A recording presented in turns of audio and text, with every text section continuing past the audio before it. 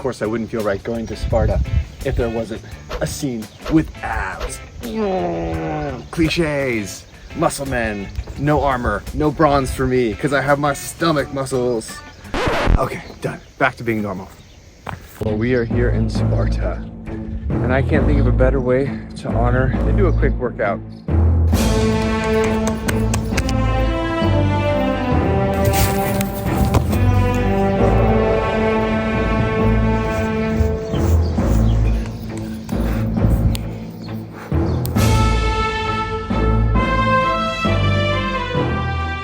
Welcome back, ladies and gentlemen. Today we are going to be touring the city of ancient Sparta. But first, a message from our sponsor.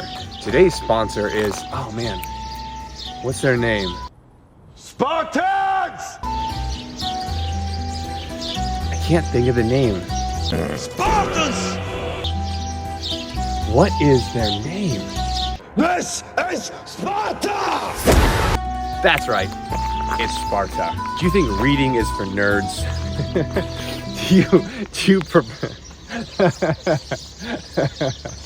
Do you prize strength and discipline? Do you think working in the fields is for losers? Now we see the violence inherent in the system. We see the violence inherent in the system. Do you think that the only armor you need is your rock hard abs?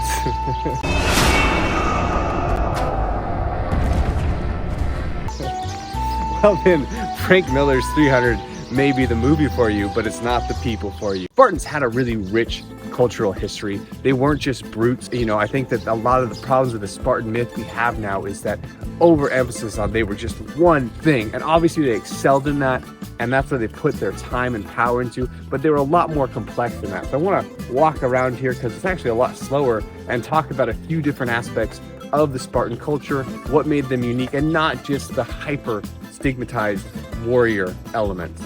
So what we have here is one of the ruins of the Basilica, which is one of the churches. Now, the Spartans were extremely pious, and that's one of the reasoning behind why a lot of people feel like they didn't commit their full forces to Thermopylae, is because it was in the time, there's usually 1 month out of the year where they're basically not allowed to do any battles or engagement or warfare. And one of the reasons why they didn't show up in large numbers in other Greco-Persian battles, because they were very adherent to those rules and very superstitious to all of that. Layer of like the warrior mythos society, but also very steeped in like the religious rigidity, which followed over from the discipline also to discipline in the practice their religion. And so an example of this would be the oracles at Delphi. Now, when Herodotus and Plutarch write the histories, it's not really sure when the oracles line up, if it's written post. Prior to the Battle of Thermopylae, one of the oracles said that a king of Sparta must die in order for Sparta to be victorious. And then you had Leonidas go lead the 300 and he perished in that battle. But there's this little bit of disconnect where it's like a lot of the historians don't know if predictions were done prior to the event or retroactively by the historian Herodotus or Plutarch, and they kind of infer that onto it to kind of give them a little more lore and luster. So another really interesting aspect of Spartan society is they had two kings, two rulers, but the rulers and the kings would carry a staff and not a scepter. So if you think of rulers like Agamemnon, earlier he would carry a scepter because he was the one king. But when you had the two kings, they would each carry more of like a staff or a stick to show that seniority, but to show they weren't in an autocratic society. Interesting thing to note about the Spartan city, it wasn't until much later that they actually put up defensive walls. During the peak of their military prowess, it was a sense of pride to them. They didn't actually have walls. The strength of their city came from their men, the discipline of their men. They had that obscene confidence, but they also had a lot of good natural fortifications. You can see behind me all the mountain ranges. It wasn't an easily accessible area to move an army and confront right away. And when their power did start to dwindle later on, they did start to erect some defensive fortifications because they didn't have the same military strength that they did. They didn't have the manpower and they didn't have the ability to defend in the way they did. But it's just a really interesting thing that a lot of people built those big walls as a defense and they were just like, nope, it's going to be our guys. It wasn't always the right call. Probably not. I think a little bit of pride there, but still a very cool piece of history. And one thing that's actually really interesting to note as well is Leonidas, he didn't become king until he was 60. And he was never really mentioned much before that. Honestly, he didn't have like a strong story before as one of the dual kings. The only thing was, I guess, apparently there's like a cliff note that he had a half brother or something that killed himself.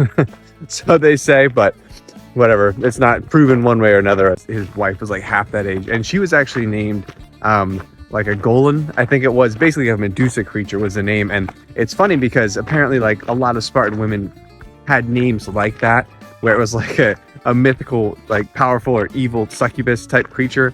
And it's like the women were strong, you know, it was kind of not uncommon for them to have names in that way. Women were featured a lot more in Spartan culture than most of the other Greek city-states and most of the other history as well. They had a very different position in there, and it was like a little more power, a little more fierceness, I feel like, and the names kind of convey that. But the reason I mention his age is because that means at the Battle of Thermopylae, he was in his 60s, which is crazy because you see the movies with Geral Butler and he's all ripped and everything. And so, you know, there was that, it's like that idea, and it just kind of shows, and it kind of shows like the rigidity of their planning and how disciplined they were as soldiers to kind of keep that fighting ability up into their 60s. That's quite a feat. I hope I can be there in another, oh my gosh, what is it, 20 years? Oh, closer than I thought. Oh man, I was gonna say 30 years, but nope. Here we have the remains of the ancient amphitheater in Sparta. Now this one here is understood to have been built in 2030 BC, but in the 5th century there was a lot of writings of there being an amphitheater in Sparta. They just don't know if this was in the same location here, because this is a much newer one built in a later Hellenistic period, 2030, something like that. Probably the best preserved one they have here, because kind of going through this area, the size and scope distance between the ruins in Athens and in Sparta. Like when I went up to the Pantheon the other day, I was floored by how large it was. You know? So you can just see the differences in the wealth, I feel, between the two, between Athens and all they had, and Spartans and what they did with a smaller amount of people and resources. Here's something that's actually pretty funny. It's horrible. So ancient Sparta is right up there, right? Like the military ballet of the day, the men's men. And then you walk out and it's like, oh, we got a little playground right here. It's adorable. I just thought the juxtaposition was so severe. I mean, I think it's great, it's adorable, but I just thought it was funny to see that. Got a big old swirly slide and everything. I mean, it's a legit playground. So here we have a statue of Leonidas. You can see that big horsehair crest. Apparently a lot of times that was used for troop formation, so people knew where the people in front of them were going. So if you would turn to the right or the left, if you had that above your head, so it'd be easier for the people in the back to see where the troops are moving to, and it would be easier for the generals to command them, because they would see that they're doing the directions they need to go. So that was actually, it's stylized, yes, but it's also for tracking troops. Well, I wanted to share a little bit more about the Spartan Museum and the armor and the gauges, how they made it. But I just went to the Spartan Museum and there is not a sword or a shield or armor or helmet to be found in there, just a bunch of statues. So, you know, whatever, that's their museum, it's not a big deal, but I wanted to share more about that. So unfortunately, I can't give you much on that because there wasn't anything in the museum to put together.